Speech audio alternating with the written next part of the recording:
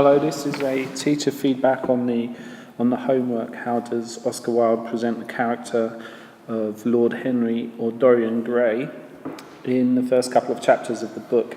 Okay, we've got an example of a student's work here. They've written 3 paragraphs. We'll look at each paragraph in turn.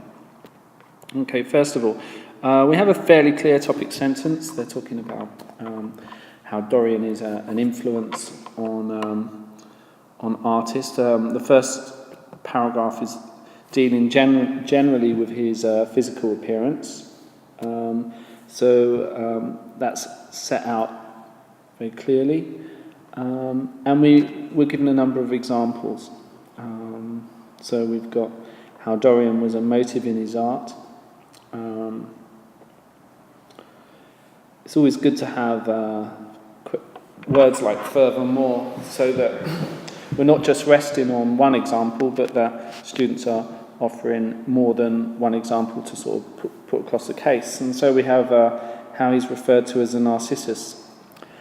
They then go on to use technical language. They refer to illusion and foreshadowing, and the student explains how this is foreshadowing perhaps the downfall of Dorian later on. While they give an attempt to talk about what Narcissus means, they could perhaps go a little further just to explain the connection between Dorian and Narcissus a little bit more.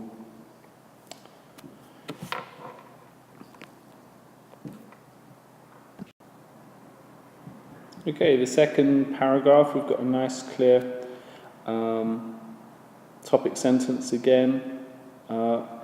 This paragraph focuses on the innocence of Dorian Gray, so there's a nice sense of progression. One paragraph talking about his appearance, then we have the student talking about how he's portrayed as innocent, how he's seen as a blank canvas. Nice use of embedded quotes there.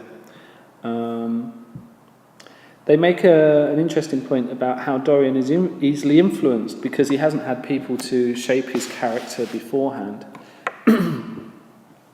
And again, perhaps they could go a little further demonstrating their knowledge of the book, maybe talking about Dorian Gray's grandfather who locked him up in the bedroom and didn't give him any moral teaching, or his mum who married a man out of passionate love.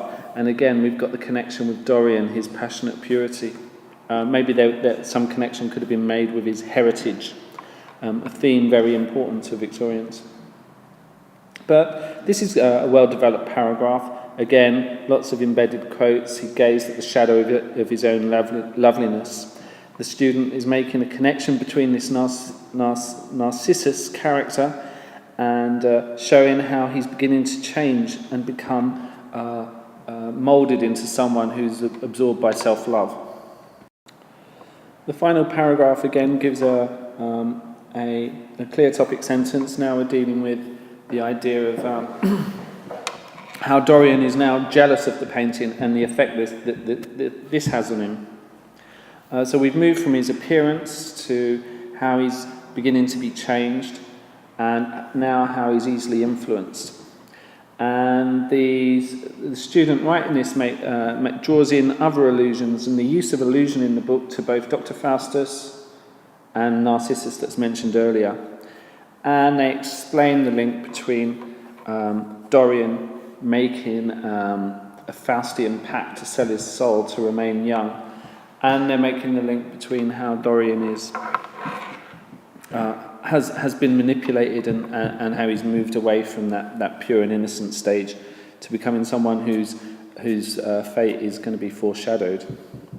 The final thing that the student says on the other side of the page, which I haven't photocopied, is they make use of the settings and how the settings of the summer and how this is in the full bloom of summer in the garden sort of represents the bloom and beauty of Dorian as a young man in his youth, the bloom of youth, but also the echo of the Garden of Eden story and how perhaps this paradise is being poisoned here by the serpent of Lord Henry and his views.